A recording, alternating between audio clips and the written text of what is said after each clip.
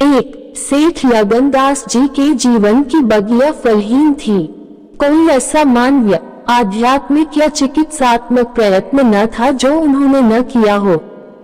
यो शादी में एक पत्नी व्रत के कायल थे, मगर जरूरत और आग्रह से विवश होकर एक दो नहीं 5 शादियां की। यहाँ तक कि उम्र के 40 साल गुजर गए और अंधेरे घर में उजाला न हुआ। बेचारे बहुत रंजीदा रहते। ये धन संपत्ति, ये ठाट बाट, ये वैभव और यह ऐश्वर्य क्या होंगे? मेरे बाद इनका क्या होगा? कौन इनको भोगेगा? ये ख्याल बहुत अफसोसनाक था। आखिर यह सलाह हुई कि किसी लड़के को गोद लेना चाहिए, मगर यह मसला पारिवारिक झगड़ों के कारण सालों तक स्थगित रहा। जब सेठ जी ने देखा कि बीवियों में अब तक बदस्तूर कशमकश हो रही है, तो उन्होंने नैतिक साहस से काम लिया और एक होनहार अनाथ लड़की को गोद ले लिया। उसका नाम रखा गया मगनदास। उसकी उम्र 5-6 साल से ज्यादा न थी। बला का जहीन और तमीजदार। मगर औरतें सब कुछ कर सकती हैं, दूसरे के बच्चे को अपना नहीं समझ सकती। यहाँ तो 5 औरतों का साझा था। अगर एक उसे प्यार करती तो बाकी 4 औरतों का फर्ज था कि उससे नफरत करें। हाँ, सेठ जी उसके साथ बिल्कुल अपने लड़के की सी मोहब्बत करते थे। पढ़ाने को मास्टर रखे, सवारी के लिए घोड़े, राइसी ख्याल के आदमी थे। राग रंग का सामान भी मुहैया था। गाना सीखने का लड़के ने शौक किया तो उसका भी इंतजाम हो गया। गरज जब मगनदास जवानी पर पहुंचा तो रईसाना दिलचस्पियों में उसे कमाल हासिल था।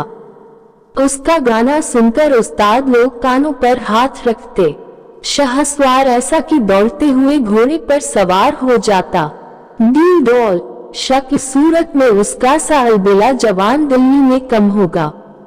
शादी का मसला पेश हुआ।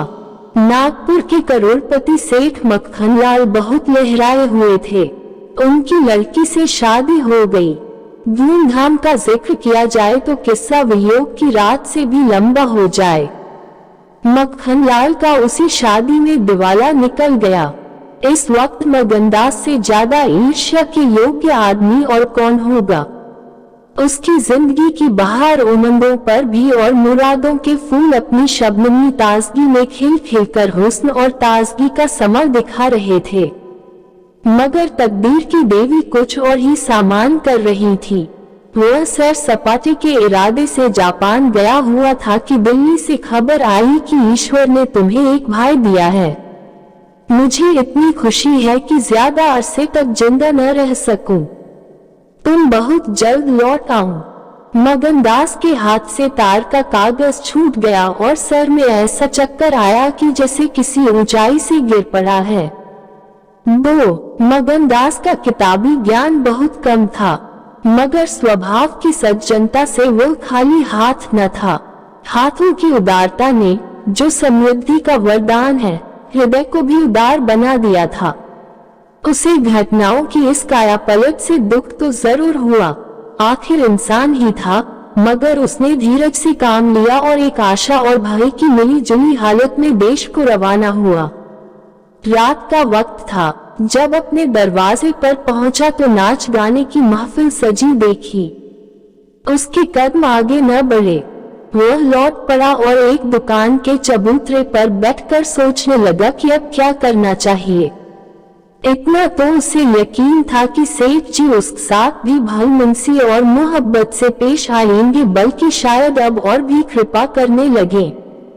सेठानिया भी अब उसके साथ गैरों का सा बर्ताव न करेगी। मुमकिन है मझली बहू जो इस बच्चे की खुशनसीब माँ थी, उससे दूर दूर रहे, मगर बाकी 4 सेठानियों की तरफ से सेवा सत्कार में कोई शक नहीं था। उनकी डाह से वह फायदा उठा सकता था। उसके स्वाभिमान ने ये गवारा न किया कि जिस घर में मालिक की हैसियत से रहता था, उसी घर में अब एक आश्रित की हैसियत से जिंदगी बसर करे। उसने फैसला कर लिया कि सब यहाँ रहना न मुनासिब है, न मसलहत। मगर जाऊं कहाँ? न कोई ऐसा फन सीखा, न कोई ऐसा इल्म हासिल किया जिससे रोजी कमाने की सूरत पैदा होती। राइसाना दिलचस्पियां उसी वक्त तक कद की निगाह से देखी जाती हैं जब तक कि वे रईसों के आभूषण रहें। जीविका बनकर वे सम्मान के पद से गिर जाती है। अपनी रोजी हासिल करना तो उसके लिए कोई ऐसा मुश्किल काम न था। किसी सेठ साहूकार के यहाँ मुनीम बन सकता था, किसी कारखाने की तरफ से एजेंट हो सकता था, मगर उसके कंधे पर एक भारी जुआ रखा हुआ था। उसे क्या करे? एक बड़े सेठ की लड़की जिसने लाड़ प्यार में परवरिश पाए, उससे ये कंगाली की तकलीफें क्यों कर झेली जाएंगी? क्या मक्खनलाल की लाडली बेटी एक ऐसे आदमी के साथ रहना पसंद करेगी जिसे रात की रोटी का भी ठिकाना नहीं? मगर इस फिक्र में अपनी जान क्यों खपाऊं? मैंने अपनी मर्जी से शादी नहीं की। मैं बराबर इनकार करता रहा। सेठ जी ने जबरदस्ती मेरे पैरों में बेड़ी डाली है। अब वही इसके जिम्मेदार हैं। मुझसे कोई वास्ता नहीं। लेकिन जब उसने दोबारा ठंडे दिल से इस मसले पर गौर किया तो बचाव की कोई सूरत नजर न आई। आखिरकार उसने यह फैसला किया कि पहले नागपुर चलूं, जरा उन महारानी के तौर तरीके को देखूं, बाहर ही बाहर उनके स्वभाव की, मिजाज की जांच करूं। उस वक्त तय करूंगा कि मुझे क्या करके चाहिए। अगर राइसी की बू उनके दिमाग से निकल गई है और मेरे साथ रूखी रोटियां खाना उन्हें मंजूर है, तो इससे अच्छा फिर और क्या। लेकिन अगर वह मेरी ठाट बाट के हाथों बिकी हुई है तो मेरे लिए रास्ता साफ है। फिर मैं हूँ और दुनिया का गम। ऐसी जगह जाऊं जहाँ किसी परिचित की सूरत सपने में भी न दिखाई दे। गरीबी की जिल्लत नहीं रहती अगर अजनबियों में जिंदगी बसर की जाए। ये जानने पहचानने वालों की कनखियां और कनवतियां हैं जो गरीबी को यंत्र न बना देती हैं। इस तरह दिल में जिंदगी का नक्शा बनाकर मगनदास अपनी मर्दाना हिम्मत के भरोसे पर नागपुर की तरफ चला, उस मल्लाह की तरह जो किश्ती और पाल के बगैर नदी की उमड़ती हुई लहरों में अपने को डाल दे। 3 शाम के वक्त सेठ मक्खनलाल के सुंदर बगीचे में सूरज की पीली किरणें मुरझाए हुए फूलों से गले मिलकर विदा हो रही थी। बाग के बीच में एक पक्का कुआं था और एक मौलसिरी का पेड़। कुएं के मुंह पर अंधेरे की नीली सी नकाब थी, पेड़ के सिर पर रोशनी की सुनहरी चादर। इसी समय एक नौजवान थका मांदा कुएं पर आया और लोटे से पानी भरकर पीने के बाद जगत पर बैठ गया। मालिन ने पूछा, कहाँ जाओगे? मगनदास ने जवाब दिया कि जाना तो था बहुत दूर, मगर यही रात हो गई। यहाँ कहीं ठहरने का ठिकाना मिल जाएगा। मालिन, चले जाओ, सेठ जी की धर्मशाला में बड़े आराम की जगह है। मगनदास, धर्मशाला में तो मुझे ठहरने का कभी संयोग नहीं हुआ। कोई हर्ज न हो तो यहीं पड़ा रहूं। यहाँ कोई रात को रहता है। मालिन भाई, मैं यहाँ ठहरने को न कहूंगी। ये बाई जी की बैठक है, झरोखे में बैठकर सैर किया करती हैं। कहीं देखभाल ले तो मेरे सिर में एक बाल भी न रहे। मगनदास, बाई जी कौन? मालिक, यही सेठ जी की बेटी इंदिरा बाई। मगनदास, ये गजरे उन्हीं के लिए बना रही हो क्या? मालिन, हाँ, और सेठ जी के यहाँ है ही कौन? फूलों के गहने बहुत पसंद करती हैं। मगनदास, शौकीन औरत मालूम होती हैं। मालिन भाई, यही तो बड़े आदमियों की बातें हैं। वे शौक न करे तो हमारा तुम्हारा निबाह कैसे हो? और धन है किस लिए? अकेली जान पर 10 लौंडियां हैं। सुना करती थी कि भगवान आदमी का हल भूत जोतता है, वह अपनी आंखों देखा। आप ही आप पंखा चलने लगे, आप ही आप सारे घर में दिन का सा उजाला हो जाए। तुम झूठ समझते होगे, मगर मैं आंखों देखी बात कहती हूँ। उस गर्व की चेतना के साथ जो किसी नादान आदमी के सामने अपनी जानकारी के बयान करने में होता है, बूढ़ी मालिन अपनी सर्वज्ञता का प्रदर्शन करने लगी। मगनदास ने उकसाया, होगा भाई, बड़े आदमी की बातें निराली होती हैं। लक्ष्मी के बस में सब कुछ है, मगर अकेली जान पर 10 लौंडियां। समझ में नहीं आता। मालिन ने बुढ़ापे के चिड़चिड़ेपन से जवाब दिया, तुम्हारी समझ मोटी हो तो कोई क्या करे। कोई पान लगाती है, कोई पंखा झलती है, कोई कपड़े पहनाती है। 2000 रुपये में तो सेजगाड़ी आई थी, चाहो तो मुंह देख लो, उस पर हवा खाने जाती हैं। एक बंगाली गाना बजाना सिखाती है, मेल पढ़ाने आती है, शास्त्री जी संस्कृत पढ़ाते हैं, कागज पर ऐसी मूर्त बनाती है कि अब बोली और अब बोली। दिल की रानी है, बेचारी के भाग फूट गए।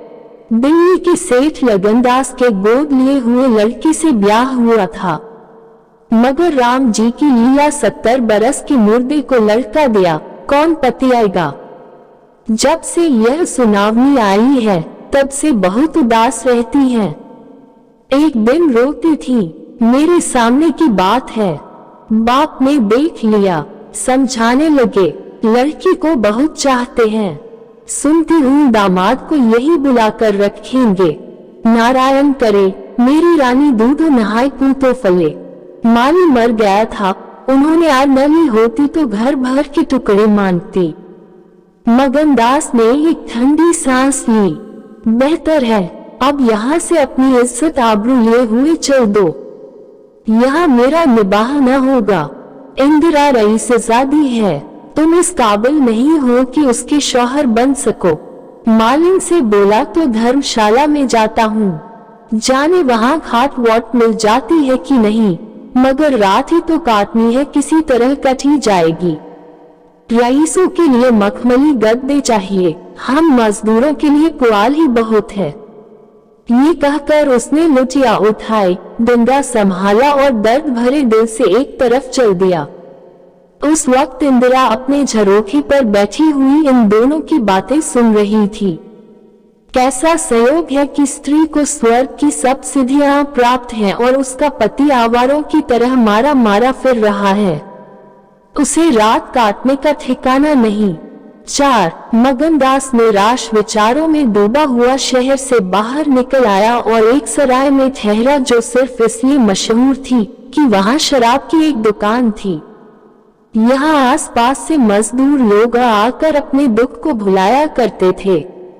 जो भूले भटके मुसाफिर यहाँ ठहरते, उन्हें होशियारी और चौकसी का व्यवहारिक पाठ मिल जाता था।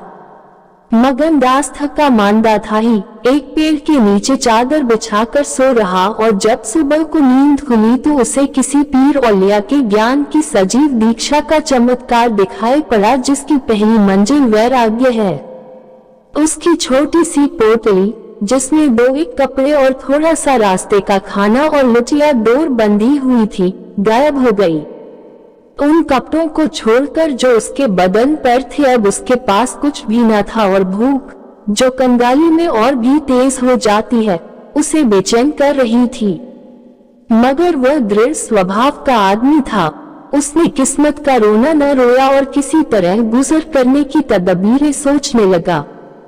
लिखने और गणित में उसे अच्छा अभ्यास था, मगर इस हैसियत में उससे फायदा उठाना असंभव था। उसने संगीत का बहुत अभ्यास किया था, किसी रसिक रईस के दरबार में उसकी कद्र हो सकती थी, मगर उसके पुरुषोचित अभिमान ने इस पेशे को अखितार करने इजाजत न दी। हाँ, वह आला दर्जे का घुड़सवार था और यह फन मजे में पूरी शान के साथ उसकी रोजी का साधन बन सकता था। ये पक्का इरादा करके उसने हिम्मत से कदम आगे बढ़ाए। ऊपर से देखने पर यह बात यकीन के काबिल नहीं मालूम होती, मगर वह अपना बोझ हल्का हो जाने से इस वक्त बहुत उदास नहीं था। मर्दाना हिम्मत का आदमी ऐसी मुसीबतों को उसी निगाह से देखता है जिसमें एक होशियार विद्यार्थी परीक्षा के प्रश्नों को देखता है। उससे अपनी हिम्मत आजमाने का, एक मुश्किल से जूझने का मौका मिल जाता है, उसकी हिम्मत अजनाने ही मजबूत हो जाती है। अक्सर ऐसे माँ के मर्दाना हौसले के लिए प्रेरणा का काम देते हैं।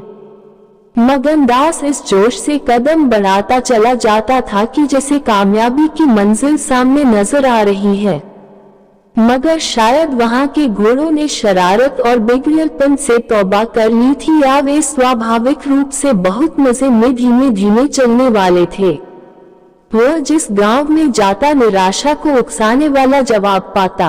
आखिरकार शाम के वक्त जब सूरज अपनी आखिरी मंजिल पर जा पहुंचा था, उसकी कठिन मंजिल तमाम हुई।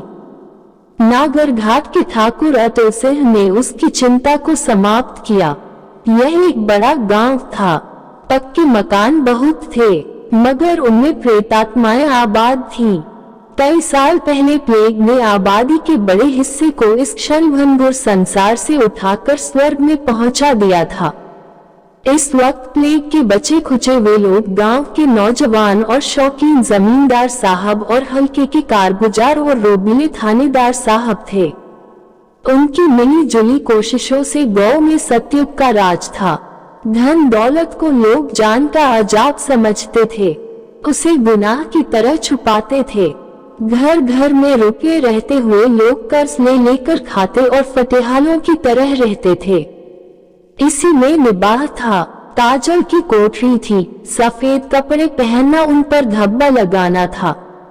हुकूमत और जबरदस्ती का बाजार गर्म था। अहीरों के यहाँ आजन के लिए भी दूध न था। थाने में दूध की नदी बहती थी। मवेशी खाने के मुहर्रर दूध की कुल्लियां करते थे। इसी अंधेर नगरी को मगनदास ने अपना घर बनाया। ठाकुर साहब ने असाधारण उदारता से काम लेकर उसे रहने के लिए एक मकान भी दे दिया, जो केवल बहुत व्यापक अर्थों में मकान कहा जा सकता था। इसी झोपड़ी में वह एक हफ्ते से जिंदगी के दिन काट रहा है। उसका चेहरा जर्द है और कपड़े मैले हो रहे हैं, मगर ऐसा मालूम होता है कि उस अब इन बातों की अनुभूति ही नहीं रही। जिंदा है मगर जिंदगी रुखसत हो गई है। हिम्मत और हौसला मुश्किल को आसान कर सकते हैं, आंधी और तूफान से बचा सकते हैं, मगर चेहरे को खिला सकना उनके सामर्थ्य से बाहर है। टूटी हुई नाव पर बैठकर मल्हार गाना हिम्मत का काम नहीं, हिमाकत का काम है। एक रोज जब शाम के वक्त वह अंधेरे में खाट पर पड़ा हुआ था, एक औरत उसके दरवाजे पर आकर भीख मांगने लगी। मगनदास का आवाज परिचित जान पड़ी। बाहर आकर देखा तो वही चंपा मालिन थी, कपड़े तार तार, मुसीबत की रोती हुई तस्वीर। बोला, मालिन तुम्हारी यह क्या हालत है, मुझे पहचानती हो? मालिन ने चौंक कर देखा और पहचान गई। रोकर बोली, बेटा अब बताओ मेरा कहाँ ठिकाना लगे। तुमने मेरा बना बनाया घर उजाड़ दिया, न उस दिन तुमसे बात करती ने मुझे पर यह विपत पड़ती। बाई ने तुम्हें बैठे देख लिया, बातें भी सुनी। सुबह होते ही मुझे बुलाया और बरस पड़ी, नाक कटवा लूंगी, मुंह में कालिक लगवा दूंगी। चुड़ैल कुटनी, तू मेरी बात किसी गैर आदमी से क्यों चलाए? तू दूसरों से मेरी चर्चा करे। वह क्या तेरा दामाद था जो तू उससे मेरा दुखड़ा रोती थी? जो कुछ मुंह में आया बकती रही, मुझसे भी न सहा गया। रानी रूठेंगी, अपना सुहाग लेंगी। बोली, बाई जी मुझसे कसूर हुआ, लीजिए अब जाती हूँ। चीखती नाक कटती है तो मेरा निबाह यहाँ न होगा। ईश्वर ने मुंह दिया है तो आहार भी देगा। 4 घर से मांगूंगी तो पेट को हो जाएगा। उस छोकरी ने मुझे खड़े खड़े निकलवा दिया। बताओ, मैंने तुमसे उसकी कौन सी शिकायत की थी? उसकी क्या चर्चा की थी? मैं तो उसका बखान कर रही थी, मगर बड़े आदमियों का गुस्सा भी बड़ा होता है। अब बताओ मैं किसकी होकर रहूं? 8 दिन इसी तरह टुकड़े मांगते हो गए हैं। एक भतीजी उन्हीं के यहाँ लौंडियों में नौकर थी, उसी दिन उसे भी निकाल दिया। तुम्हारी बदौलत जो कभी न किया था वह करना पड़ा। तुम्हें कहाँ का दोष लगाऊं? किस्मत में जो कुछ लिखा था देखना पड़ा। मगनदास सन्नाटे में आ गया। आह, मिजाज का ये हाल है, ये घमंड, ये शान। मालिन का इत्मीनान दिलाया, उसके पास अगर दौलत होती तो उसे माला माल कर देता। सेठ मक्खन लाल की बेटी को भी मालूम हो जाता कि रोजी की कुंजी उसी के हाथ में नहीं है। बोला, तुम फिक्र न करो, मेरे घर में आराम से रहो, अकेले मेरा जी भी नहीं लगता। सच कहूँ तो मुझे तुम्हारी तरह एक औरत की तलाशा थी। अच्छा हुआ तुम आ गई। मालिन ने आंचल फैलाकर असीम आशीर्वाद दिया। बेटा तुम जुग जुग जियो, बड़ी उम्र हो। यहाँ कोई घर मिले तो मुझे दिलवा दो। मैं यहाँ रहूंगी तो मेरी भतीजी कहाँ जाएगी? वह बेचारी शहर में किसके आश्रय रहेगी? मगन लाल के खून में जोश आया। उसके स्वाभिमान को चोट लगी। उन पर यह आफत मेरी लाई हुई है। उनकी इस आवारागर्दी का जिम्मेदार मैं हूँ। बोला कोई हर्ज न हो तो उसे भी यही ले आओ। मैं दिन को यहाँ बहुत कम रहता हूँ। रात को बाहर चारपाई डालकर पढ़ रहा करूँगा। मेरी वजह से तुम लोगों को कोई तकलीफ न होगी। यहाँ दूसरा मकान मिलना मुश्किल है। यही झोपड़ा बड़ी मुश्किलों से मिला है। यह अंधेर नगरी है। जब तुम्हारा सुबीता कहीं लग जाए तो चली जाना। मगन दास को क्या मालूम था कि हज़रते इश्क उसकी जबान पर बैठे हुए उससे यह बात कहला रहे हैं। क्या ये ठीक है कि इश्क पहले माशूक के दिल में पैदा होता है? 5. नागपुर इस गांव से 20 मील की दूरी पर था। चंपा उसी दिन चली गई और तीसरे दिन रंभा के साथ लौट आई। यह उसकी भतीजी का नाम था। उस गाने से झोंपे में जान सी पड़ गई। मगन दास के दिमाग में मालिन की लड़की की जो तस्वीर थी उसका रंभा से कोई मेल न था। वह सौंदर्य नाम की चीज का अनुभवी जौहरी था, मगर ऐसी सूरत जिस पर जवानी की ऐसी मस्ती और दिल का चैन छीन लेने वाला ऐसा आकर्षण हो उसने पहले कभी नहीं देखा था। उसकी जवानी का चांद अपनी सुनहरी और गंभीर शान के साथ चमक रहा था। सुबह का वक्त था। मगन दास दरवाजे पर पड़ा ठंडी ठंडी हवा का मजा उठा रहा था। रंभा सिर पर घड़ा रखे पानी भरने को निकली। मगन दास ने उसे देखा और एक लंबी सांस खींचकर उठ बैठा। चेहरा मोहरा, बहुत ही मोहक, ताजे फूल की तरह खिला हुआ चेहरा, आंखों में गंभीर सरलता।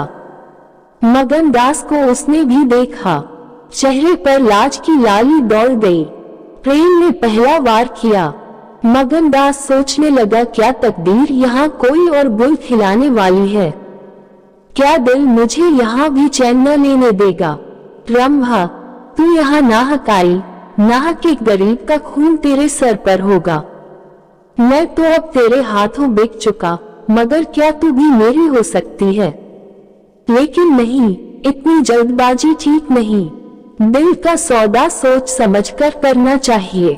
तुमको अभी जब्त करना होगा। रंभा सुंदरी है, मगर झूठे मोती की आब और ताब उसे सच्चा नहीं बना सकती। तुम्हें क्या खबर कि उस भोली लड़की के कान प्रेम के शब्द से परिचित नहीं हो चुके हैं? कौन कह सकता है कि उसके सौंदर्य की वाटिका पर किसी फूल चुनने वाले के हाथ नहीं पड़ चुके हैं? अगर कुछ दिनों की दिलबस्तगी के लिए कुछ चाहिए तो तुम आजाद हो, मगर यह नाजुक मामला है, जरा संभल के कदम रखना। पेशेवर जातों में दिखाई पड़ने वाला सौंदर्य अक्सर नैतिक बंधनों से मुक्त होता है। 3 महीने गुजर गए। मगन दास रंभा को ज्यों ज्यों बारीक से बारीक निगाहों से देखता त्यों त्यों उस पर प्रेम का रंग गाढ़ा होता जाता था। वह रोज उसे कुएं से पानी निकालते देखता, वह रोज घर में झाड़ू देती, रोज खाना पकाती। मगन दास को उन ज्वार की रोटियां में जो मजा आता था वह अच्छे से अच्छे व्यंजनों में भी न आया था। उसे अपनी कोठरी हमेशा साफ सुथरी मिलती। न जाने कौन उसका बिस्तर बिछा देता। क्या ये रंभा की कृपा थी? उसकी निगाहें शर्मीली थी। उसने उसे कभी अपनी तरफ चचल आंखों से ताकते नहीं देखा। आवाज कैसी मीठी, उसकी हंसी की आवाज कभी उसके कान में नहीं आई। अगर मगन दास उसके प्रेम में मतवाला हो रहा था तो कोई ताज्जुब की बात नहीं थी। उसकी भूखी निगाहें बेचैनी और लालसा में डूबी हुई हमेशा रंभा को ढूंढा करती। वह जब किसी गांव को जाता तो मीलों तक उसकी जिद्दी और बेताब आंखें मुड़ मुड़ कर झोंपड़े के दरवाजे की तरफ आती। उसकी ख्याति आसपास फैल गई थी। मगर उसके स्वभाव की सरलता और उदार हृदयता से अक्सर लोग अनुचित लाभ उठाते थे। इंसाफमंद लोग तो स्वागत सत्कार से काम निकाल लेते और जो लोग ज्यादा समझदार थे वे लगातार तकाजों का इंतजार करते। चूंकि मगनदास इस फन को बिल्कुल नहीं जानता था, बावजूद दिन रात की दौड़ धूप के गरीबी से उसका गला न छूटता। जब वह रंभा को चक्की पीसते हुए देखता तो गेहूं के साथ उसका दिल भी पिस जाता था। वह कुएं से पानी निकालती तो उसका कलेजा निकल आता। जब वह पड़ोस की औरतों के कपड़े सीती तो कपड़ों के साथ मगनदास का दिल छिप जाता। मगर कुछ बस था न काबू। मगनदास की हृदय भेदी दृष्टि को इसमें तो कोई संदेह नहीं था कि उसके प्रेम का आकर्षण बिल्कुल बेअसर नहीं है, वरना रंभा की उन वफा से भरी हुई खातिरदारियों की तुक वह कैसे बिठाता। वफा ही वह जादू है, रूप के गर्व का सिर नीचा कर सकता है। मगर प्रेमिका के दिल में बैठने का मादा उसमें बहुत कम था। कोई दूसरा मनचला प्रेमी अब तक अपने वशीकरण में कामयाब हो चुका होता, लेकिन मगनदास ने दिल आशिक का पाया था और जबान माशूक की। एक रोज शाम के वक्त चंपा किसी काम से बाजार गई हुई थी और मगनदास हमेशा की तरह चारपाई पर पड़ा सपने देख रहा था। रंभा अद्भुत छटा के साथ आकर उसके सामने खड़ी हो गई। उसका भोला चेहरा कमल की तरह खिला हुआ था और आंखों से सहानुभूति का भाव झलक रहा था। मगनदास ने उसकी तरफ पहले आश्चर्य और फिर प्रेम की निगाहों से देखा और दिल पर जोर डालकर बोला, आओ रंभा, तुम्हें देखने को बहुत दिन से आंखें तरस रही थी। रंभा ने भोलेपन से कहा, मैं यहाँ न आती तो तुम मुझसे कभी न बोलते। मगनदास का हौसला बढ़ा, बोला, बिना मर्जी पाए तो कुत्ता भी नहीं आता। रंभा मुस्कुराई, कली खिल गई, मैं तो आप ही चली आई। मगनदास का कलेजा उछल पड़ा। उसने हिम्मत करके रंभा का हाथ पकड़ लिया और भावावेश से कांपती हुई आवाज में बोला, नहीं रंभा, ऐसा नहीं है, यह मेरी महीनों की तपस्या का फल है। मगनदास ने बेताब होकर उसे गले से लगा लिया। जब वह चलने लगी तो अपने प्रेमी की ओर प्रेम भरी दृष्टि से देखकर बोली, अब ये प्रीत हमको निभानी होगी। और फटने के वक्त जब सूर्य देवता के आगमन की तैयारियां हो रही थी, मगनदास की आंखें खुली रंभा आटा पीस रही थी। उस शांतिपूर्ण सन्नाटे में चक्की की घुमर घुमर बहुत सुहानी मालूम होती थी और वह उसके सुर से सुर मिलाकर अपने प्यारे ध्यान से गा रही थी। झूलनिया मोरी पानी में गिरी, मैं जानू पिया मौको मने है, उल्टी मनावन मोको पड़ी। झूलनिया मोरी पानी में गिरी, साल भर गुजर गया। मगनदास की मोहब्बत और रंभा के सलीके न मिलकर उस वीरान झोपड़े को कुंज बाग बना दिया। अब वहाँ गायें थी, फूलों की क्यारियां थी और कई देहाती धन के मोड़े थे। सुख सुविधा की अनेक चीजें दिखाई पड़ती थी। एक रोज सुबह के वक्त मगनदास कहीं जाने के लिए तैयार हो रहा था कि एक संभ्रांत व्यक्ति अंग्रेजी पोशाक पहने उसे ढूंढता हुआ आ पहुंचा और उसे देखते ही दौड़कर गले से लिपट गया। मगनदास और वह दोनों एक साथ पढ़ा करते थे। वह अब वकील हो गया था। मगनदास ने भी अब पहचाना और कुछ झेपता और कुछ झिझकता उससे गले लिपट गया। बड़ी देर तक दोनों दोस्त बातें करते रहे। बातें क्या थी, घटनाओं और संयोगों की एक लंबी कहानी थी। कई महीने हुए सेठ लगन का छोटा बच्चा चेचक की नजर हो गया। सेठ जी ने दुख के मारे आत्महत्या कर ली और अब मगनदास सारी जायदाद, कोठी, इलाके और मकानों का एक छत्र स्वामी था। सेठानियों में आपसी झगड़े हो रहे थे।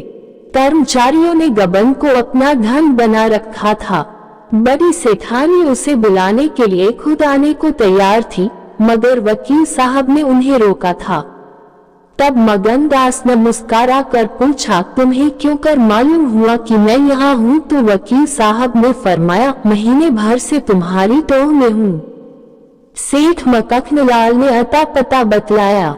तुम दिल्ली पहुँचे और मैंने अपना महीने भर का बिल पेश किया। रंभा अधीर हो रही थी कि यह कौन है और इनमें क्या बातें हो रही है। 10 बजते बजते वकील साहब मगनदास से 1 हफ्ते के अंदर आने का वादा लेकर विदा हुए। उसी वक्त रंभा आ पहुंची और पूछने लगी, ये कौन थे? इनका तुमसे क्या काम था? मगनदास ने जवाब दिया, यमराज का दूत। रंभा, क्या असगुन बकते हो?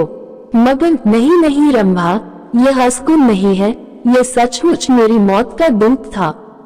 मेरी खुशियों के बाग को रौंदने वाला, मेरी हरी भरी खेती को उजाड़ने वाला। रंभा, मैंने तुम्हारे साथ दगा की है, मैंने तुम्हें अपने फरेब के जाल में फंसाया है, मुझे माफ करो।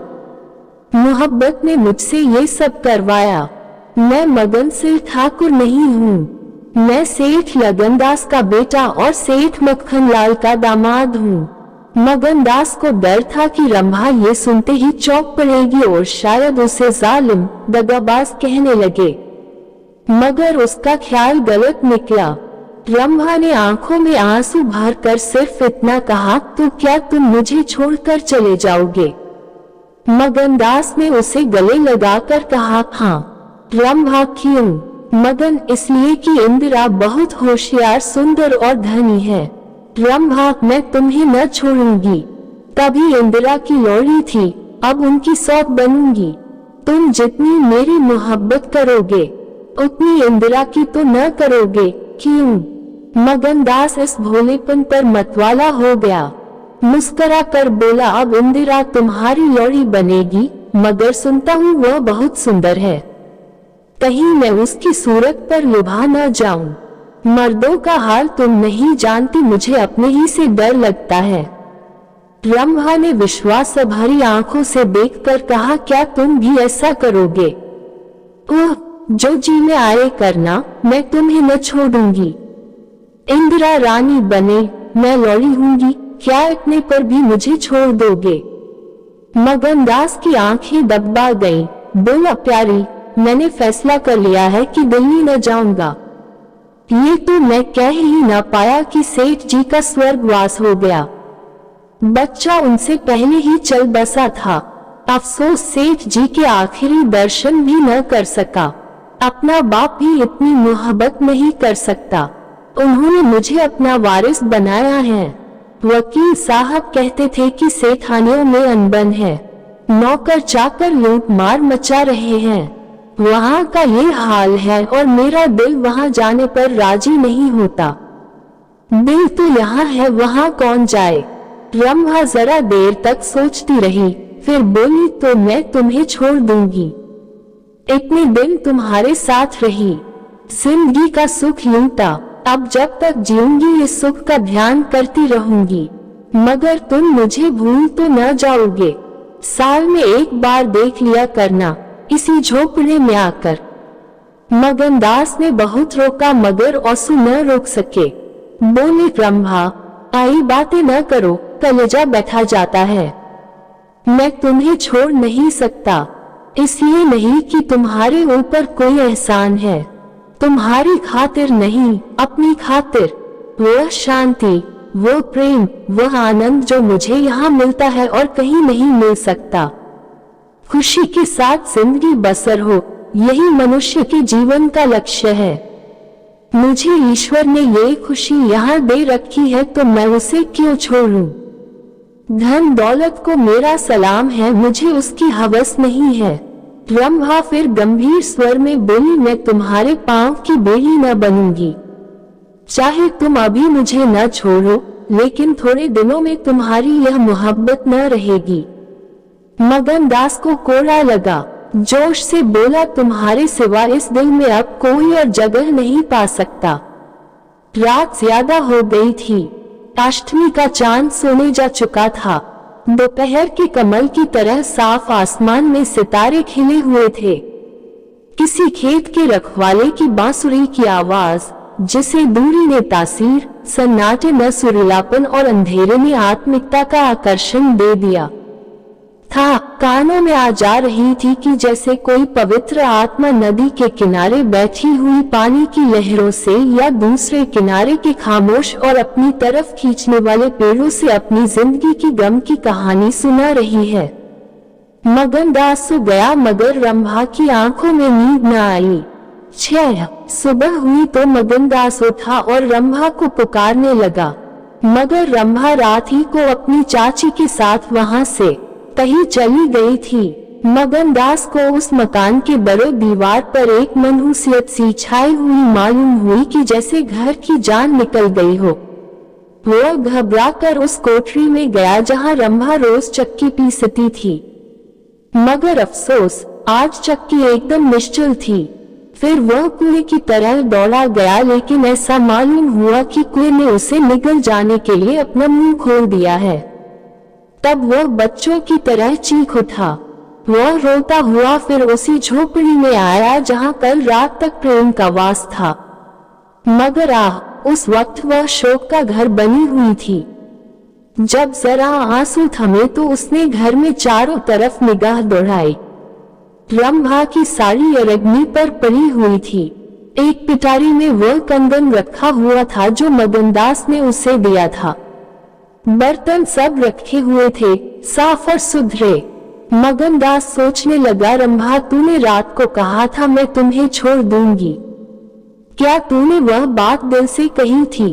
मैंने तो समझा था तू दिल्लगी कर रही है, नहीं तो तुझे कलेजे में छिपा लेता। मैं तो तेरे लिए सब कुछ छोड़े बैठा था, तेरा प्रेम मेरे लिए सब कुछ था। मैं यूं बेचैन हूँ, क्या तू बेचैन नहीं है? हाय तू रो रही है, मुझे यकीन है कि तू अब भी लौट आएगी। फिर सजीव कल्पनाओं का एक जमघट उस सामने आया। वे नाजुक अदाएं, वे मतवाली आंखें, वे भोली भाली बातें, वे अपने को भूली हुई सी मेहरबानियां, वह जीवनदायी मुस्कान, वे आशिकों जैसी दिलगोइयां, वह प्रेम का नशा, वह हमेशा खिला रहने वाला चेहरा, वह लचक लचक कर कुएं से पानी लाना, वह इंतजार की सूरत, वह मस्ती से भरी हुई बेचैनी, ये सब तस्वीरें उसकी निगाहों के सामने हमलतनाक बेताबी के साथ फिरने लगी। मगनदास ने एक ठंडी सांस ली और आंसुओं और दर्द की उमड़ती हुई नदी को मर्दाना जबत से रोककर उठ खड़ा हुआ। नागपुर जाने का पक्का फैसला हो गया। तकिए के नीच से संदूक की कुंजी उठाई तो कागज का एक टुकड़ा निकल आया। ये रंभा की विदा की चिट्ठी थी।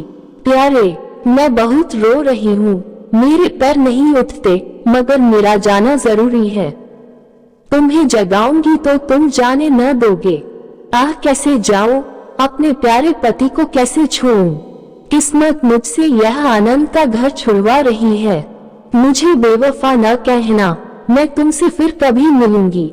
मैं जानती हूँ कि तुमने मेरे लिए ये सब कुछ त्याग दिया है, मगर तुम्हारे लिए जिंदगी में बहुत कुछ उम्मीदें हैं। मैं अपनी मोहब्बत की धूम में तुम्हें उन उम्मीदों से क्यों दूर रखूं? अब तुमसे जुदा होती हूँ, मेरी सुध मत भूलना, मैं तुम्हें हमेशा याद रखूंगी। यह आनंद के दिन कभी न भूलेंगे। क्या तुम मुझे भूल सकोगे? तुम्हारी प्यारी रंभा। 7 मगनदास को दिल्ली आए हुए 3 महीने गुजर चुके हैं। इस बीच उसे सबसे बड़ा जो निजी अनुभव हुआ वह यह था कि रोजी की फिक्र और धंधों की बहुतायत से उमड़ती हुई भावनाओं का जोर कम किया जा सकता है। 1.5 साल पहले का बेफिक्र नौजवान अब एक समझदार और सूझबूझ रखने वाला आदमी बन गया था। सागर घाट के उन कुछ दिनों से उसे रियाया की इन तकलीफों का निजी ज्ञान हो गया था जो कारिंदों और मुख्तारों की सख्तियों की बदौलत उन्हें उठानी पड़ती है। उसने उसे रियासत के इंतजाम में बहुत मदद दी और गो कर्मचारी दबी जबान से उसकी शिकायत करते थे और अपनी किस्मत और जमाने के उलट फेर को कोसते थे, मगर रियाया खुश थी। हाँ, जब वह सब धंधों से फुर्सत पाता तो एक भोली भाली सूरत वाली लड़की उसके ख्याल के पहलू में आ बैठती और थोड़ी देर के लिए सागर घाट का वह हरा भरा झोपड़ा और उसकी मस्तियां आंखों के सामने आ जाती। सारी बातें एक सुहाने सपने की तरह याद आकर उसके दिल को महसूसने लगती, लेकिन कभी कभी खुद ब खुद उसका ख्याल इंदिरा की तरफ भी जा पहुंचता। गो उसके दिल में रंभा की वही जगह थी, मगर किसी तरह उसमें इंदिरा के लिए भी एक कोना निकल आया था। जिन हालातों और आफतों ने उसे इंदिरा से बेजार कर दिया था वह अब रुखसत हो गई थी। अब उसे इंदिरा से कुछ हमदर्दी हो गई। अगर उसके मिजाज में घमंड है, हुकूमत है, तकल्लुफ है, शान है, तो यह उसका कसूर नहीं। ये रईसज़ादों की आम कमजोरियां हैं, यही उनकी शिक्षा है। वे बिल्कुल बेबस और मजबूर है। इन बढ़ते हुए और संतुलित भावों के साथ जहां वह बेचैनी के साथ रंभा की याद को ताज़ा किया करता था, वहां इंदिरा का स्वागत करने और उसे अपने दिल में जगह देने के लिए तैयार था। वह दिन दूर नहीं था जब उसे उस आजमाइश का सामना करना पड़ेगा। उसके कई आत्मीय अमीराना शान शौकत के साथ इंदिरा को विदा कराने के लिए नागपुर गए हुए थे। मगनदास की तबीयत आज तरह तरह के भावों के कारण, जिनमें प्रतीक्षा और मिलन की उत्कंठा विशेष थी, उचाट सी हो रही थी। जब कोई नौकर आता तो वह संभल बैठता कि शायद इंदिरा आ पहुंची। आखिर शाम के वक्त जब दिन और रात गले मिले रहे थे, जनान खाने में जोर शोर से गाने की आवाजों ने बहू के पहुंचने की सूचना दी। सुहाग की सुहानी रात थी। 10 बज गए थे। खुले हुए हवादार सहन में चांदनी छिपकी हुई थी, वह चांदनी जिसमें नशा है, आरजू है और खिंचाव है। गमलों में खिले हुए गुलाब और चंपा के फूल चांद की सुनहरी रोशनी में ज्यादा गंभीर और खामोश नजर आते थे। मगनदास इंदिरा से मिलने के लिए चला। उसके दिल से लालसाएं जरूर थी, मगर एक पीड़ा भी थी। दर्शन की उत्कंठा थी, मगर प्यास से खोली। मोहब्बत नहीं, प्राणों का खिंचाव था जो उसे खींचे लिए जाता था। उसके दिल में बैठी हुई रंभा शायद बार बार बाहर निकलने की कोशिश कर रही थी, इसलिए दिल में धड़कन हो रही थी। वह सोने के कमरे के दरवाजे पर पहुंचा। रेशमी पर्दा पड़ा हुआ था। उसने पर्दा उठा दिया। अंदर एक औरत सफेद साड़ी पहने खड़ी थी। हाथ में चंद खूबसूरत चूड़ियों के सिवा उसके बदन पर एक जेवर भी न था। ज्यों ही पर्दा उठा और मगनदास ने अंदर कदम रखा, वह मुस्कुराती हुई उसकी तरफ बढ़ी। मगनदास ने उसे देखा और चकित होकर बोला रंभा, और दोनों प्रेमावेश से लिपट गए। दिल में बैठी हुई रंभा बाहर निकल आई थी। साल भर गुजरने के बाद एक दिन इंदिरा ने अपने पति से कहा, क्या रंभा को बिल्कुल भूल गए? कैसे बेवफा हो, कुछ याद है उसने चलते वक्त तुमसे क्या विनती की थी? मगनदास ने कहा, खूब याद है। वह आवाज भी कानों में गूंज रही है। मैं रंभा को भोली भाली लड़की समझता था, यह नहीं जानता था कि यह त्रिया चरित्र का जादू है। मैं अपनी रंभा को अब भी इंदिरा से ज्यादा प्यार करता हूँ। तुम्हें डाह तो नहीं होती? इंदिरा ने हंसकर जवाब दिया, डाह क्यों हो? तुम्हारी रंभा है तो क्या मेरा मगन सिंह नहीं है? मैं अब भी उस पर मरती हूँ। दूसरे दिन दोनों दिल्ली से एक राष्ट्रीय समारोह में शरीक होने का बहाना करके रवाना हो गए और सागर घाट जा पहुँचे। वह झोपड़ा, वह मोहब्बत का मंदिर, वह प्रेम भवन फूलों और हरियाली से लहरा रहा था।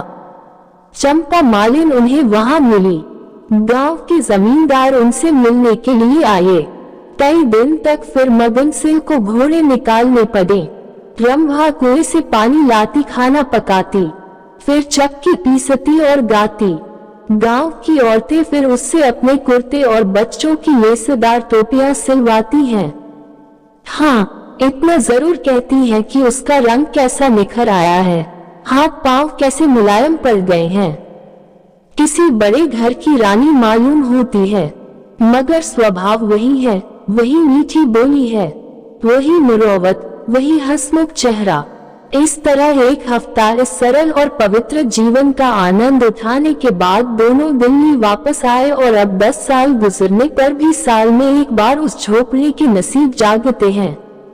वो मोहब्बत की दीवार अभी तक उन दोनों प्रेमियों को अपनी छाया में आराम देने के लिए खड़ी है।